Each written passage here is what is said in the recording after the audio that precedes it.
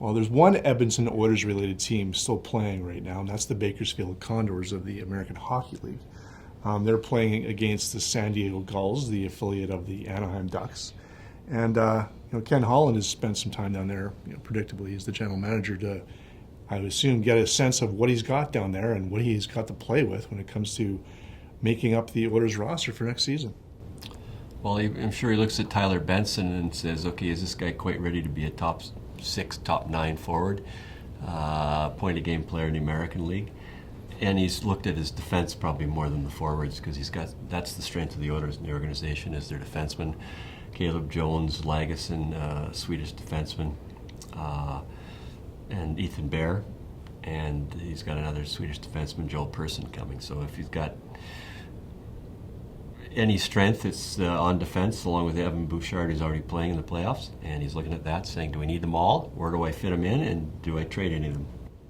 Yeah, I think the big thing is that Ken Holland has to know what's in Bakersfield. He has to know what the farm team is like. He has no clue, because he barely knows the Oilers, much less what they have on the farm team, because, as Jim had mentioned before, Detroit didn't have to worry about the Oilers. They only play them twice a year, so they didn't really have to focus a lot of their attention on the Edmonton Oilers. And Ken Holland had no idea he was going to be the general manager of the Edmonton Oilers. So he wants to go down there. He wants to get himself acquainted with some of the top prospects. And you're right, some of the top prospects are defensive prospects. The Oilers may have almost too many defensive prospects, not enough up front.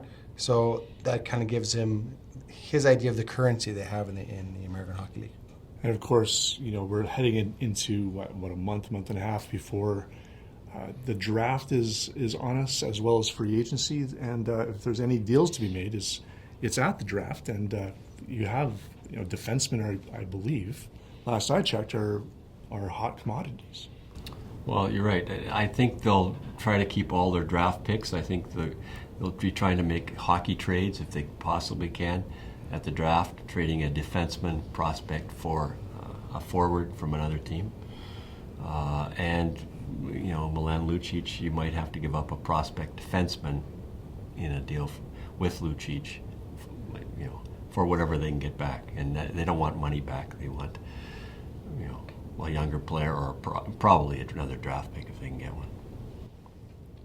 Yeah, I think the issue as well is that I think Ken Holland, the Oilers don't have a lot coming in the sense of wingers or bottom depth guys, and I think in the American Hockey League is a place where you develop your bottom 6 guys, and I think the Oilers right now are a little lacking on bottom 6 guys.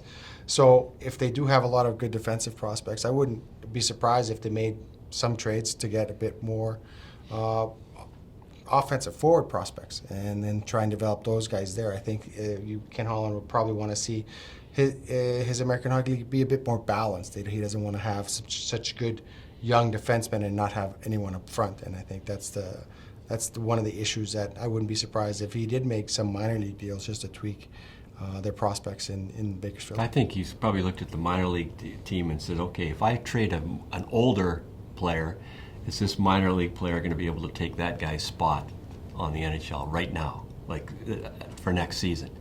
If I'm going to trade one of my defensemen who's older, does Caleb Jones and Lagesson and whoever else they got, can they step right in and take that spot?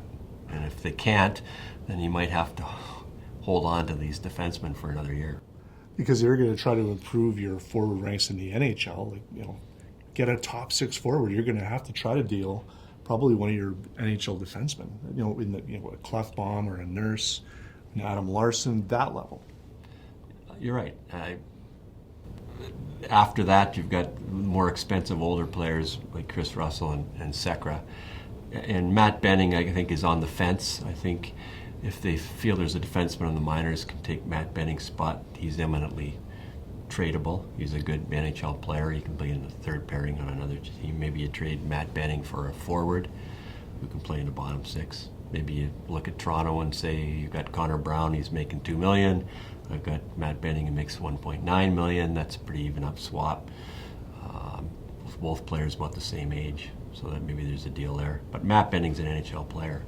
It's just that if you need forwards more than you need defensemen, and you have some minor leaguers that can take Matt Benning's spot, then that's what you got to do. Now, there's also another contract of Milan Lucic's contract is a big thing this offseason. What are the chances Ken Holland is going to be able to unload that? He'll have to take something back that maybe you're not wanting to have. But, throwing one of these prospects in, or heck, even one of an NHL player into the deal, I mean, can the Oilers come out smelling more like roses? Yeah, well, I think that Milan Lucic situation has to be dealt with, because that's right now is the elephant in the room. That's a big contract. He's obviously not playing up to his standards. You wonder if maybe the game has passed Milan Lucic by. And he also has a no trade clause. So you can't move him unless he agrees to go somewhere.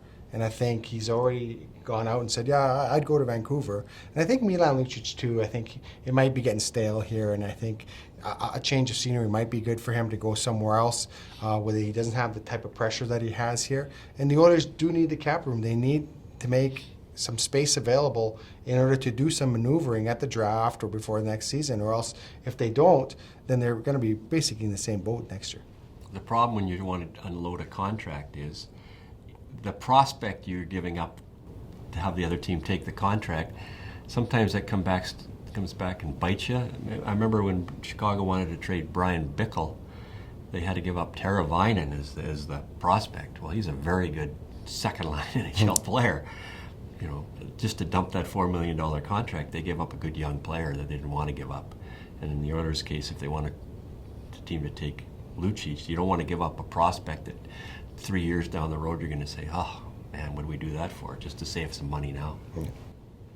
Now, the coaching situation is another big thing on Holland's list. You'll want to have a coach in place by the draft, by free agency. The two big names out there right now, David Tippett, former coach of the Coyotes and the Stars, a veteran NHL coach. Also, Todd Nelson, familiar to Oilers fans as the interim head coach after they fired Dallas Eakins 5 years ago. And he's obviously coached in the AHL, but he's been an assistant coach in Dallas this past season. Those look like the two, ones that are being bandied around.